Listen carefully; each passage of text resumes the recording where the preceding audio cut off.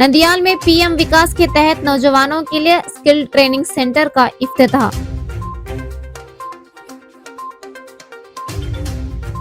नंदियाल में 50 साला तारीखी दरख्त खतरे में, शहरियों का अजीज साहब सर्कल नामजद करने और तहफ्फुज का मुतालबा।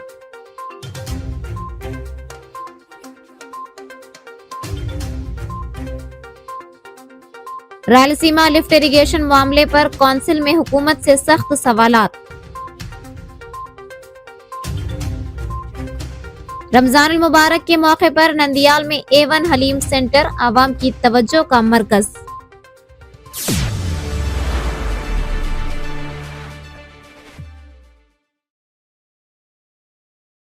आवाज उर्दू टीवी में आपका इस्तकबाल है। पुराने टाउन में वाक़े KNM म्युनिसिपल हाई स्कूल के गेट के करीब मौजूद तकरीबन 50 साल पुराना सरसब्ज दरख्त काटने के खतरे से दो चार है, जिस पर शहरियों में तशवीश की लहर दौड़ गई है।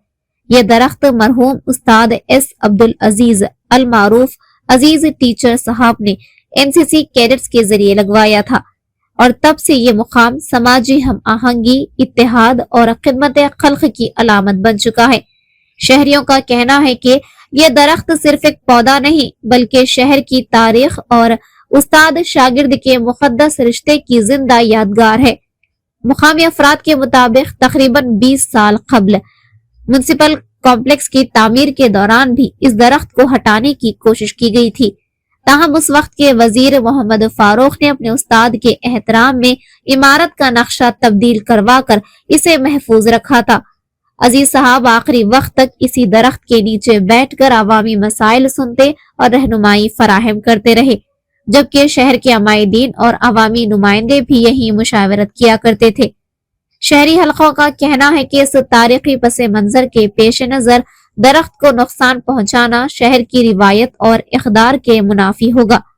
अजीज साहब के शागिर्दों, समाजी तंजीमों और मुख्तलिफ सियासी अवामी रहनुमाओं ने मुतालबा किया कि दरख्त को मुकम्मल तहफ्फुज फराहम किया जाए और इस मुकाम को सरकारी तौर पर अजीज साहब सर्कल का नाम दिया जाए। उन्होंने हुकूमत से अपील की कि फौरी मदाखलत करते हुए न सिर्फ इस दरख्त को बचाया जाए बल्कि इसके अतराफ बेहतर सहूलियात फराहम की जाए ताकि ये जगह आइंदा नस्लों के लिए भी इत्तेहाद, अकीदत और माहौलियाती शऊर की अलामत बनी रहे। आज जिस जगह मैं ठहर कर हूँ, मेरे पीछे ये जो बड़ा झाड़ दिख रहा है और ये चबूतरा है। ये चबूतरे को अजीज सर बनाए। अजीज सर म्युनिसिपल हाई स्कूल के टीचर थे, उस वक्त में NCC ऑफिसर भी थे। तो उनके हयाम में 1970 में ये झाड़ पेरा गया है। जब हमें सब NCC स्टूडेंट्स थे, हमारे बैच वाले पेरे इसको। उसके बाद ये जरे ही दिनों में बहुत बड़ा झाड़ बन गया। तो उसकी आड़ में चबूतरे बनाकर इधर जो है नंदियाल के आसपास और आसपास के गाँव से लोग उनके अपने प्रॉब्लम्स लेकर बड़े मियाँ के पास आते थे। यहाँ डेली सारे गांव के इरेस्पेक्टिव ऑफ रिलीजन, हर एक रिलीजन के बड़े मियाँ में आना और बैठना यहाँ करते थे और उनके अपने मसले मसाइल यहाँ सुलझा कर जाते थे। ऐसी एक हिस्ट्री है इसको। वो तो इस बीच में कोई ये झाड़ निकाल देना बोलकर म्यूनसिपालिटी को अर्जी रखी बोलकर मालूम हुआ। हमें उसको कंडम कर रहे हैं। झाड़ों को पेरना है, सो झाड़ों को हमें बर्बाद नहीं कर लेना। वो लोगों को शायद इसकी हिस्ट्री मालूम नहीं। हकीकत में अजीज सर साहब इसे 50-55 साल पहले पेरना हुआ है अपने स्टूडेंट्स के ज़रिए। और उसके बाद ये झाड़ इससे पहले भी एक 20-25 साल पहले भी ये पीछे दिख रहा हो तो कॉम्प्लेक्स बनाते वक्त झाड़ निकालने का प्रपोजल लाए थे म्यूनसिपालिटी वाले। लेकिन जब भी हमें ऐसा एक एजिटेशन कर इसे खोड़ा कर ठहरा कर लिए, तब वो दीवार यहाँ थी, म्यूनसिपल हाई स्कूल की दीवार झाड़ के आगे थी।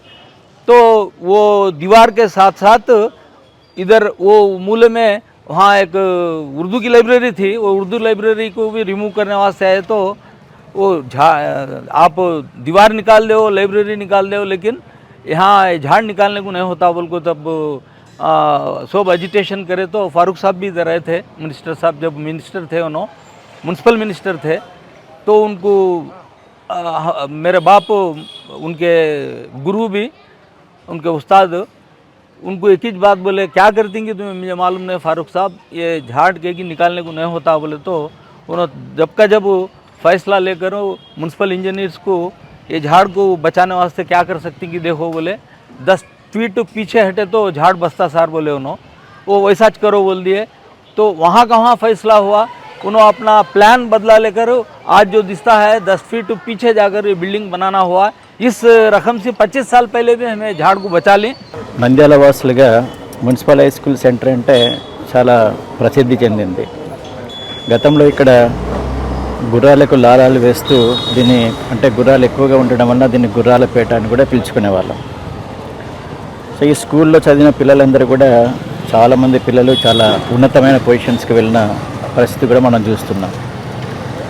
స్కూల్ ఆవరణలో చెట్లు వేసిన తర్వాత ఈ చెట్టు కూడా, మన వెనకుండే చెట్టును కూడా అప్పుడు వేసిన తర్వాత ఒక సందర్భంలో ఈ కాంప్లెక్స్ కట్టాలనుకున్నప్పుడు, మున్సిపాలిటీ వాళ్ళు కాంప్లెక్స్ కట్టాలనుకున్నప్పుడు ఈ చెట్లన్నింటినీ తొలగించాలని చెప్పి ముందున కాంప్లెక్స్ కట్టాలని నిర్ణయించుకున్నారు మున్సిపాలిటీ వాళ్ళు. అయితే అప్పుడు సందర్భంలో ఈ చెట్టును మనం వేసి, అంటే పిల్లల కొరకు వాటి కొరకు వేసిన చెట్టు కాబట్టి ఈ చెట్టును అలాగే ఉంచాలని చెప్పి ప్రొటెస్ట్ చేసినప్పుడు ప్రస్తుత మన ఎమ్మెల్యే గారు, గౌరవ న్యాయశాఖ మంత్రి మాత్యులు ఫారూక్ గారు కూడా ఎస్ఏ అజీజ్ సారు శిష్యుడిగా ఉన్నందువలన అతను కూడా దాని ప్రొటెస్ట్ను అంగీకరించి ఈ షాపింగ్ కాంప్లెక్స్నే చెట్టు వెనకకు కట్టేటట్లు ఏర్పాటు చేయడం జరిగింది. సో ఆ విధంగా ఈ చెట్టును మనము రక్షించుకోగలిగాం. అప్పటి మినిస్టర్, ఇప్పుడు మినిస్టర్ అయిన ఫారూక్ గారు కూడా వారి గురువు గారి యొక్క కోరిక మేరకు దాన్ని చేసిన సందర్భం మనకు కనపడుతుంది. సో దీనికి ఆ తర్వాత నుంచి కూడా sir S A Aziz sir dedicated teacher. వారు ఎంతోమంది, కొన్ని వేల మంది విద్యార్థులకు ఈ చెట్టు కిందనే ఇంగ్లీష్ గ్రామర్ను బోధించిన విషయాన్ని మనం గమనించవచ్చు. ఈరోజు నేను ఒక లాయర్గా ఇంగ్లీష్ చక్కగా మాట్లాడగలిగే పొజిషన్కు వచ్చానంటే మా గురువు గారు ఎస్ఏ అజీజ్ టీచర్ గారే అని చెప్పి నేను ఖచ్చితంగా గర్వంగా చెప్పుకోవాల్సిన విషయం. ఈరోజు ఇవాళ చూస్తే ఎక్కడి నుంచో వచ్చిన కొంతమంది వలసవాదులు, వాళ్ళకు ఇక్కడ చరిత్ర తెలియదు. ఈ నంద్యాల గుర్రాలపేటలో అజీజ్ సార్ ఉన్న ఏరియాలో ఉన్న చరిత్ర తెలియని కొంతమంది మూర్ఖులు ఈ చెట్టును తొలగించాలని చెప్పి పిటిషన్ పెట్టడం ఇది చాలా అమానుషం. దీన్ని వ్యతిరేకిస్తున్నాం ఇప్పటికైనా కానీ. ఎందుకంటే ఈ గుర్రాలపేటకు అజీజ్ సారు ఇదే వృక్షంగాడ కూర్చొని దాదాపు నంద్యాల అసెంబ్లీ నియోజకవర్గంతో పాటు చుట్టుపక్కల ఆత్మకూరు నియోజకవర్గం వాళ్ళు కూడా వచ్చి ఆయన సలహాలు సూచనలు తీసుకొని ముందుకు పోయి అక్కడ మసీదులు కానీ ఆ ప్రాంత సమస్యలు కానీ ఎన్నో సమస్యలు పరిష్కరించిన చరిత్ర గల ఉన్నది.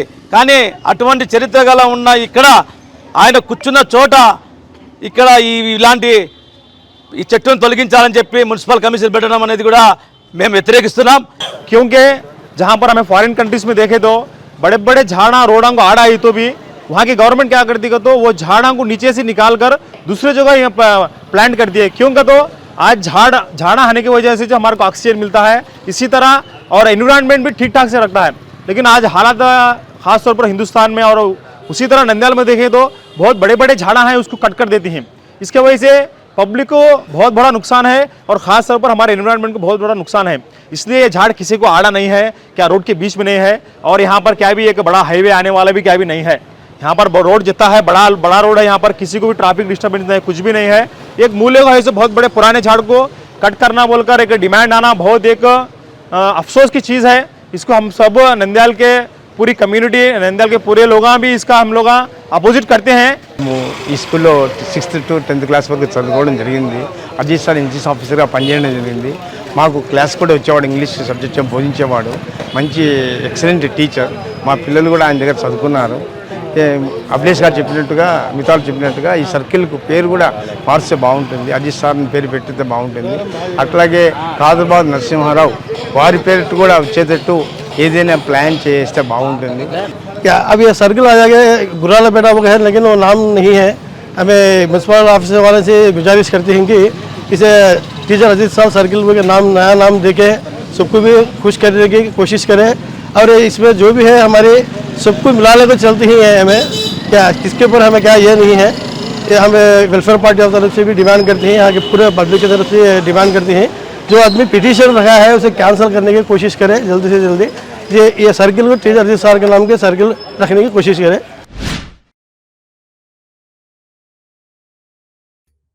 प्रधानमंत्री विरासत का संवर्धन पीएम विकास स्कीम के तहत महकमा अखिलती बहबूद हुकूमत आंध्र प्रदेश के इश्तराक से कायम करदा नौजवानों के लिए महारत तरबियती मरकज का आज नंदियाल शहर के नेशनल कॉलेज के अहाते में बावकार इफ्तिताह अमल में आया।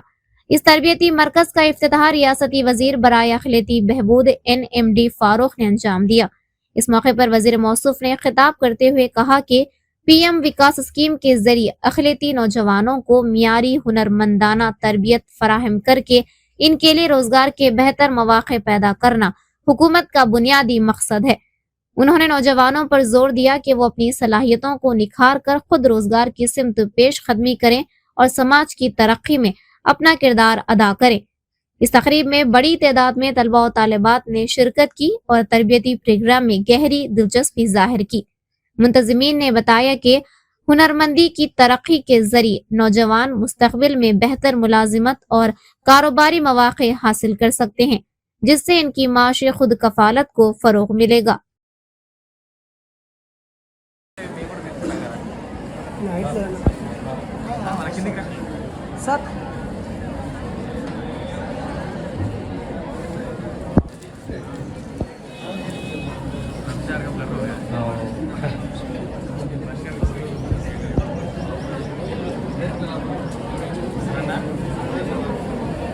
కానివ్వండి, బీటెక్ కానివ్వండి, ఇంకోటి కానివ్వండి, ఈవెన్ MBBS కానివ్వండి, ఏ కోర్స్ అయినా పాస్ అయిన వెంటనే సర్టిఫికేట్ చూసి ఉద్యోగాలు ఇచ్చే రోజులు లేవు, బాగా గుర్తుపెట్టుకోండి।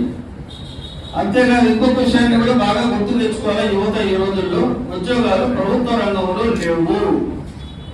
ప్రభుత్వ రంగంలో 25% ఉన్నాయి, 75% వచ్చేసి ప్రైవేట్ రంగంలోనే ఉన్నాయి। ఆ ప్రైవేట్ లో కూడా కార్పొరేట్ రంగం అనేది ముందుకు వచ్చేసింది। ఉజ్వలమైన భవిష్యత్తును మీకు కలిగించడానికి ఈ రోజు కార్పొరేట్ రంగం సిద్ధంగా ఉన్నది, రెడ్ కార్పెట్ వేయడానికి సిద్ధంగా ఉన్నారు। ఈ రోజు భారతదేశం యొక్క హ్యూమన్ రిసోర్సెస్ అంతా, మానవ వనరులంతా ఎక్కడ ఉన్నాయి అని చెప్తే ప్రైవేట్ రంగంలోనే ఉన్నాయని చెప్పుకోవాలి। అలాంటి సందర్భంలో ఈ యొక్క రంగంలోకి ప్రవేశించడానికి ఎవరు అర్హులు, ఎవరికి ఎలా వెళ్ళాలి, దానికి వెళ్ళడానికి మార్గాలు ఏమిటి అంటే మన సర్టిఫికేట్ తీసుకెళ్లి చూపించి అయ్యా నేను బీటెక్ పాస్ అయ్యాను, అయ్యా నేను BSc పాస్ అయ్యాను, అయ్యా నేను BCA పాస్ అయ్యాను, అయ్యా నేను ఫలానా పాస్ అయ్యాను అంటే ఎవరు తీసుకోరు। దానికి కావాల్సింది అంటే మెరుగులు దిద్దిన వారు కావాలి, సబ్జెక్టుకు అప్లికేషన్ తెలుసుకున్న వాడు కావాలి, అదే నైపుణ్య అభివృద్ధి। ఈ సబ్జెక్ట్ లో థియరీ ఏమైతే నేర్చుకున్నారో క్లాస్ రూమ్ లో 4 గోడల మధ్యన మీ అయ్యవారు ఏమైతే పాఠాలు నేర్పించారో ఆ పాఠాలకు మెరుగు పెట్టే వాళ్ళు కావాలి, అప్లికేషన్ ఆఫ్ నాలెడ్జ్ కావాలి। ఈ అప్లికేషన్ ఆఫ్ నాలెడ్జ్ మీకు ఎవరైతే అందిస్తారో అప్పుడే మీకు వెంటనే ఉద్యోగం మీ వెంట ఉంటుంది, పరిగెడుతుంది। మీరు గమనిస్తున్నారో లేదో, నేషనల్ డిగ్రీ కాలేజీలో చదువుకున్న పిల్లలకు అందరికి చెప్తున్నాను, నా దగ్గర సర్టిఫికేట్లు పంచబడవు, నా దగ్గర వచ్చేసి ఉద్యోగం ఆఫర్ లెటర్లు పంచబడతాయట। ఎంత ధీమాగా చెబుతున్నాను, ఎందుకు చెప్తున్నానంటే నేను పనిచేసేది 2 వైపులా పనిచేస్తాను, అకాడమిక్ గా ఇస్తాను, అకాడమిక్ తో పాటు కంపల్సరీగా వచ్చేసేసి స్కిల్ డెవలప్మెంట్ కూడా చేసి పంపిస్తాను।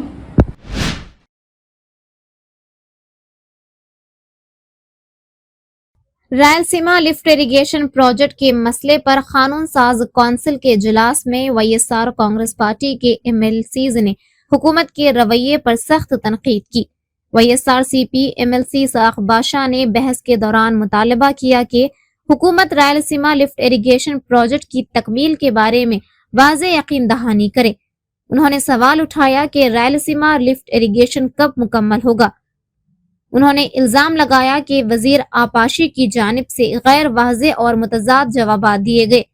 उन्होंने कहा कि क्या इत्तेहादी जमातों के कायदीन को रायलसीमा के सहराई बनते हालात का इल्म नहीं है। तेलंगाना के वजीर आला रेवंत रेड्डी के असम्बली में दिए गए बयानात पर भी कौंसिल में सवाल उठाया गया, लेकिन इस सिलसिले में हुकूमत की जानिब से कोई तसल्ली बख्श जवाब नहीं दिया गया। उन्होंने इल्जाम आयद किया कि रायलसीमा से मुताल्लिक प्रोजेक्ट्स पर हुकूमत वाज़े मौक़िफ़ पेश करने में नाकाम रही है। MLC ने वज़ीर आला N चंद्रबाबू नायडू पर तनकीद करते हुए कहा कि अगर प्रोजेक्ट मुकम्मल हो गया तो साबिक़ वज़ीर आला वैएस जगनमोहन रेड्डी को क्रेडिट मिलने के खौफ से रुकावटें खड़ी की जा रही हैं। उन्होंने ऐलान किया कि रायलसीमा के किसानों के हकूक के लिए जद्दोजहद जारी रहेगी और कल कड़पा में मुनक्किद होने वाली राउंड टेबल मीटिंग को कामयाब बनाने की अपील की। उन्होंने कहा कि रायलसीमा की तरक्की और किसानों के मुस्तकबिल के लिए हम सबको मुत्तहिद होकर खड़ा होना होगा। మా రాయలసీమ వాసి అయినటువంటి మా రాయలసీమ బాధలు తెలిసిన వాసి అయినటువంటి మా జగన్మోహన్ రెడ్డి గారు రాయలసీమ లిఫ్ట్ ఇరిగేషన్ స్కీమ్ను స్టార్ట్ చేయడం జరిగింది. నా అంచనా ప్రకారం 70 to 80% వరకు జరగడం కూడా జరిగింది. తర్వాత ప్రభుత్వం మారడము, వాళ్ళు నేషనల్ గ్రీన్ ట్రిబ్యునల్లో కేసు పెట్టడము, దానివల్ల కొంతవరకు పొరులు ఆగిపోవడం జరిగింది.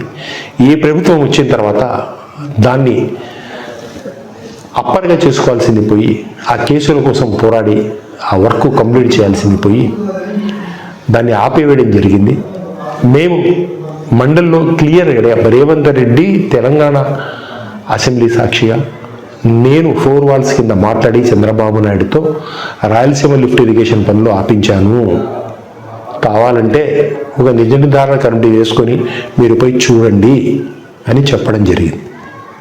ఇది నిజమా, ఇది అబద్ధమా, దీనికి మీ సమాధానం ఏమని మంత్రి గారిని రామానాయుడు గారిని నేను అడగడం జరిగింది. వాళ్ళు దానికి సరైన సమాధానమే చెప్పట్లేదు. వాళ్ళు రాజకీయ ప్రయోజనాల కోసం చెప్పారు తప్ప వేరే ఏమీ కాదు అంటారు. సరే, రాజకీయ ప్రయోజనాల కోసమే చెప్పారు అనుకుందాం. మాకు రావాల్సిన నీళ్ళను దానికోసం ఏం వర్క్ చేస్తూ ఉన్నారు మీరు? కోర్టులో కేసు ఉంది, దాని క్లియరెన్స్ కోసం ఏమైనా చేస్తున్నారా? దానికి డబ్బులు ఏమైనా శాంక్షన్ చేశారా? రాయలసీమ లిఫ్ట్ ఇరిగేషన్ పనులు ఎప్పుడు క్లోజ్ చేస్తారు, ఎప్పుడు మొదలు పెడతారు, ఎప్పుడు కంప్లీట్ చేస్తారు అని అడిగితే దానికి సరైన సమాధానం చెప్పరు. చంద్రబాబు నాయుడు గారు ఏమంటారండి, 20 టీఎంసీలే కదా అని పబ్లిక్ మీటింగ్లో ఉంటారా? 2 లక్షల ఎకరాలు మారుతాయి. 2 లక్షల ఎకరాలు సస్యశ్యామలం అవుతుంది 20 టీఎంసీలతో. మీకు అది కనపడడం లేదా?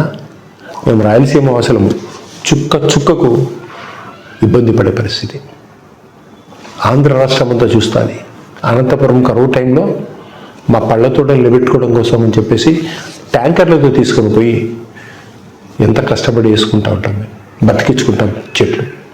మీకు 20 టీఎంసీలు కళ్ళకు కనపడకుండా పోతా ఉన్నాయి.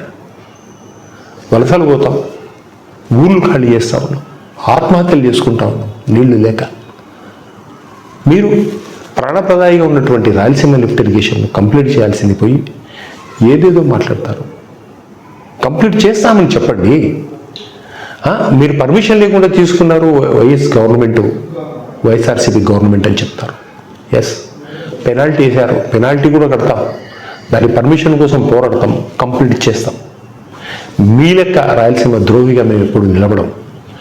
మేము ఈ రాయలసీమ లిఫ్ట్ ఇరిగేషన్ కంప్లీట్ అయ్యేంత వరకు దానికోసం పోరాడతాము, మీ మెడలు వంచుతాము, మీతో పనులు చేపిస్తాము.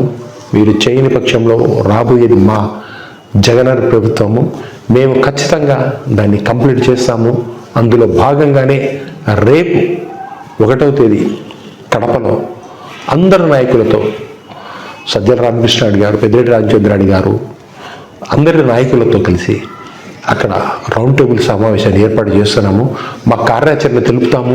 ఇది Rayalaseema lift irrigation scheme complete చేసేంత వరకు మేము పోరాడుతూనే ఉంటామని చెప్పేసి చెప్తున్నాను. మీ ద్వారా రాయలసీమ రైతు నాయకులకు అందరినీ, రైతులకు కూడా అడిగేది ఏమంటే, చేతులు ఇచ్చి నమస్కరించి నేను అడుగుతా ఉన్నాను, మా రాయలసీమకు హక్కుగా రావాల్సినటువంటి దానికోసం పోరాడతాం.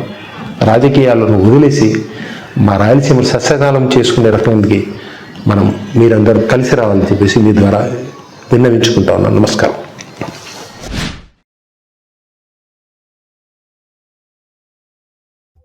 माह रमजान अल मुबारक के बाबरकत मौके पर गुज़िश्ता 20 बरसों से नंदियाल शहर में कायम A1 हलीम सेंटर एक बार फिर आवामी तवज्जो का मरकज बना हुआ है। यहाँ सिर्फ 100 रुपए में लजीज मटन हलीम फराहम की जा रही है, जिसे शहरियों की भरपूर पजीराई हासिल हो रही है।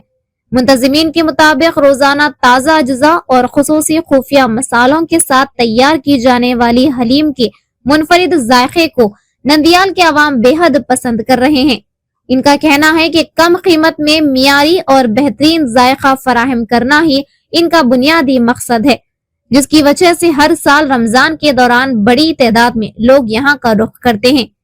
मुंतजिम ने आवाम से अपील की कि इस रमजान में अपने अहल खाना के साथ आकर A1 हलीम सेंटर की खुसूसी हलीम का लुत्फ उठाएं। अस्सलाम वालेकुम भाई, मेरा नाम फयाज है। एक 20 साल से इधर हलीम सेंटर चलाती हैं, अल्लाह का फजल से, अल्लाह करम से। क्या है हमारे पास, क्या है प्योर मटन हलीम मिलती है। मैं खुद बकरे कटाती हूँ, इसमें क्या भी किसी को क्या प्रॉब्लम है, किसी को क्या डाउट ज़रूरत नहीं।